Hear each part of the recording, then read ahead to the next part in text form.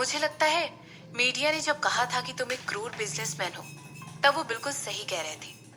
अरुण ने बहुत ही शांत स्वभाव से कहा। उसकी बात सुनकर शशांक धीरे से हंसने लगा। मैं वाकई में बहुत ही क्रूर हूँ, और खासकर अपने दुश्मनों के लिए। ऐसा कहते हुए शशांक ने सर हिलाते हुए अरुण की बात का जवाब दिया। जो भी चीजें वैसे भी मिस रुक्मणी ने की हैं, वो तो बहुत ज्यादा है।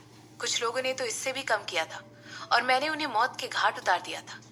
शशांक के शब्द सुनकर अरुण बिल्कुल स्पीचलेस हो गया था। यहाँ तक कि अभी भी इस बात पर विश्वास नहीं कर पा रहा था कि शशांक इतनी इंटेंसिटी के साथ क्यों रिएक्ट कर रहा था। इसके बाद वो आगे कहने लगा, तुम्हारे शब्द मेरे अंदर बौखलाहट पैदा कर रहे हैं मिस्टर वर्मा। आखिर तुम जैसा कोई आदमी इस तरह कैसे लोगों को इतनी आसानी से मरने की बात कर सकता है, जैसे कि वो सांस लेने जितना आसान काम हो, क्योंकि ये वाकई में सांस लेने जितना आसान काम ही है। शशांक ने उसे काउंटर अटैक करते हुए कहा। उसके गहरे भूरे रंग की आंखों को देखकर अरुण को बहुत डर लग रहा था। आखिर कोई इस तरह इतने कैजुअली किसी को मारने के बारे में कैसे बात कर सकता था। ये आदमी, उसने तुरंत सिमरन की तरफ देखते हुए सोचा। सिमरन को देखकर उसे यकीन ही नहीं हो रहा था कि इस समय उसके चेहरे पर अपने हस्बैंड के शब्दों को सुनकर एक भी रिएक्शन नहीं दिखाई दे रहा था। मुझे लगता है अब ये कन्वर्सेशन कुछ ज्यादा ही अनकंफर्टेबल हो गया है। हम दोनों की अलग अलग प्रिंसिपल हैं, और जिस बारे में आप बात कर रहे हैं उससे मैं बहुत ज्यादा डिस्टर्ब हो रहा हूँ। मुझे इस तरह की बातें करने की आदत नहीं है। ऐसा कहते हुए अपनी सीट से उठ गया और उसने तुरंत सिमरन की तरफ देखते हुए कहा, आपके पास तो वाकई में एक बहुत ही खतरनाक आदमी है मिस सिमरन। ऐसा कहने के बाद उस रूम से बहुत ही अजीब तरीके के एक्सप्रेशन देते हुए निकल गया। अब तक तो अरुण को पूरी तरह समझ चुका था कि वो शशांक से कंपेयर किए जाने पर बहुत ही ज्यादा इंफीरियर था, लेकिन उसे ये बात नहीं पता थी कि वो उसके मामले में भी शशांक से ऊपर हाथ नहीं रखता था। इतने सालों तक बेवकूफ लोगों के साथ काम करने के बाद उससे ये इंफीरियरिटी बर्दाश्त नहीं हो रही थी, और उसे अभी बहुत ज्यादा काम करने की जरूरत थी। पता नहीं किस वजह से, लेकिन सिमरन को एक ऐसे आदमी के साथ खुश देखना उसे अंदर ही अंदर इरिटेट कर रहा था। उसे लग रहा था कि सिमरन इस तरह के क्रूर आदमी के साथ रहना डिजर्व नहीं करती है। उसे कोई बेहतर इंसान चाहिए, कोई ऐसा जो अरुण की तरह हो। और ऐसा सोचते सोचते ही अंदर हंसने लगा। इस समय वो सिमरन को कुछ भी ऑफर नहीं कर सकता था। उसके पास ऑलरेडी सब कुछ था। इसके अलावा ये बात बिल्कुल ऑब्वियस थी कि शशांक अरुण से कई हाथ ऊपर था। इस समय वो शशांक के सामने खड़े रहने की काबिलियत भी लैक करता था। मगर क्या वो इस तरह सब कुछ हमेशा चलने देगा? नहीं, अरुण को कभी भी किसी भी इंसान से मत खाना बिल्कुल भी पसंद नहीं था। उसने तुरंत ऋत्विक का नंबर डायल किया। कुछ घंटियां बजने के बाद ऋत्विक ने अरुण के फोन का आंसर किया। मैं फेल हो गया हूँ, मैं तुम्हारी सिस्टर को सीड्यूस नहीं कर पाऊंगा, अरुण ने कहा। वो आगे ये भी कहना चाहता था, लेकिन मगर वो ऋत्विक को अपने फ्यूचर प्लान बताने से हिचक रहा था। इसके बाद वो आगे कहने लगा, तुम्हें मेरी टीम में इन्वेस्ट करने की कोई जरूरत नहीं है। ऐसा कहने के बाद उसने तुरंत कॉल एंड कर दी।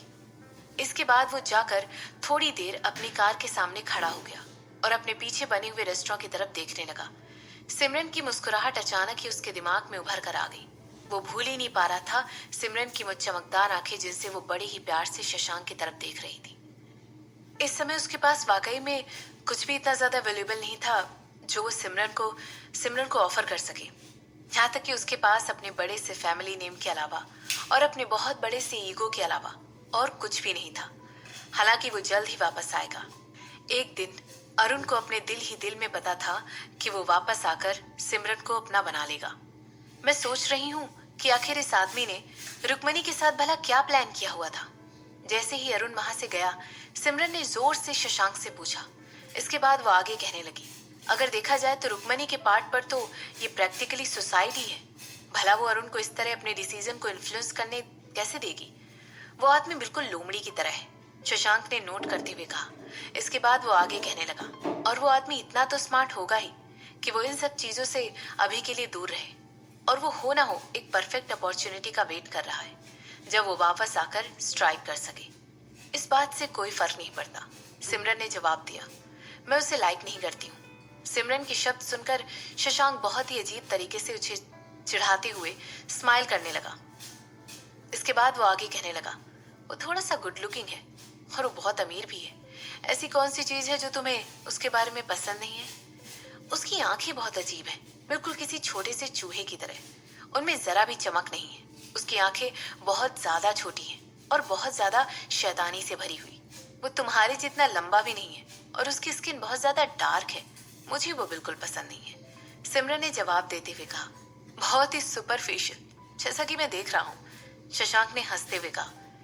मैंने तो तुमसे पहले ही कहा था कि मेरे स्टैंडर्ड बहुत हाई हैं, सिमरन ने जवाब दिया। वो तुम्हारे कहने का मतलब ये है कि मैं तुम्हारे उन कहे गए वेरी हाई स्टैंडर्ड्स में फिट करता हूँ, शशांक ने जवाब दिया।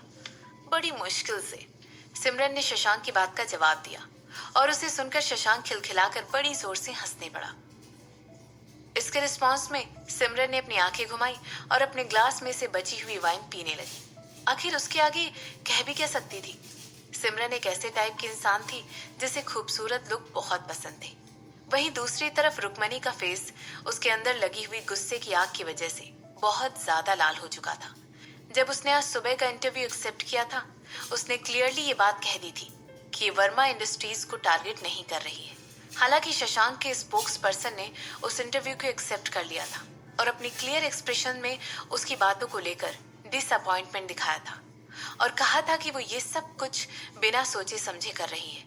वो अनाथ आश्रम शशांक के लिए बहुत ही इम्पोर्टेंट था। आखिर राजवंशी ग्रुप इस तरह की बेवकूफ़ी कैसे कर सकता था। इसके अलावा एक स्पोक्स पर्सन ने ये बात भी हाईलाइट की थी कि ओरिजिनली ये गवर्नमेंट प्रॉपर्टी थी। यही वजह थी कि शशांक ने कभी भी इसे नहीं खरीदा था। तो फिर पद्मनी राजवंशी इसे कैसे खरीद सकती थी। उस स्पोक्स पर्सन के शब्द बहुत ही दुबले थे, मगर सिर्फ और सिर्फ एक बेवकूफ इंसान ही इस बात की गहराई में छुपी वाली मीनिंग को पता नहीं लगा सकता था। पद्मनी राजवंशी ने एक ऑफिशियल को कांटेक्ट किया और भारी दाम चुकाकर उस प्रॉपर्टी को खरीदा था। हो सकता है इस मामले में सीनियर गवर्नमेंट ऑफिशियल भी इन्वॉल्व हो, लेकिन सबसे ज्यादा गुस्सा दिलाने वाली बात तो ये थी कि अरुण ने उसके नंबर को ब्लॉक कर दिया था। उसने उसे बीच में ही लटका हुआ छोड़ दिया था, अकेले। इसकी वजह से पद्मनी अपने पर्सनल फोन की तरफ देखते हुए दांत पीसने लगी। ऑलरेडी उसके पिता उसे 14 बार मिस कॉल दे चुके थे और इन सब में दूसरे बड़े शेयर होल्डर का नाम भी शामिल था। ये सब नहीं होना चाहिए था। ऐसा कहते हुए वो तुरंत अपने ऑफिस के अंदर घुस गई थी। इसके बाद उसे याद आया कि किस तरह अरुण ने उसे बताया था कि ये सब शशांक का प्लान नहीं था, बल्कि उसकी वाइफ का प्लान था। अपने दिमाग में यही सब कुछ सोचते हुए उसने तुरंत अपनी सेक्रेटरी को कॉल किया और गिल ग्रुप ऑफ इंडस्ट्रीज के सीईओ को कांटेक्ट करने की कोशिश की। अब क्योंकि अरुण ने उसे बीच में लटका हुआ छोड़ दिया था, तो वो भी उसे धोखा देने में पीछे नहीं हटने वाली थी। ऐसा सोचते हुए उसे जरा भी झिझक नहीं हो रही थी।